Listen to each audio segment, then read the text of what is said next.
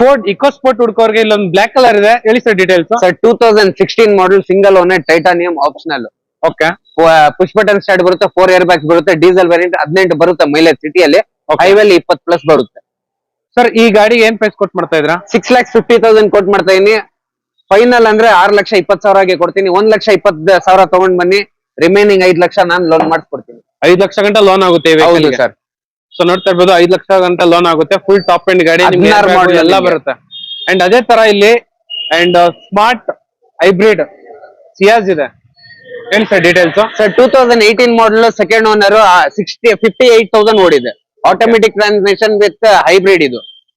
Alpha top end automatic transmission. Mileage ಕೂಡ ಆರಾಮಾಗಿ ಸಿಟಿಲಿ 18+ ಬರುತ್ತೆ, ಹೈವೇಲಿ 22-23 ವರೆಗೂ ಬರುತ್ತೆ. Petrol variant. ಸರ್ ಈ ಕಾರ್ಗೆ ಏನ್ ಪ್ರೈಸ್ ಕೊಟ್ ಮಾಡ್ತಾ ಇದ್ದಾರೆ? ಇದ್ರದ್ದು ಪ್ರೈಸ್ ಬಂದು ನಿಮ್ಗೆ 8,50,000 ಕೋಟಿಂಗ್. ಫೈನಲ್ ಅಂದ್ರೆ ಒಂದು 8,20,000ಗೆ ಕೊಡ್ತೀನಿ ಸರ್.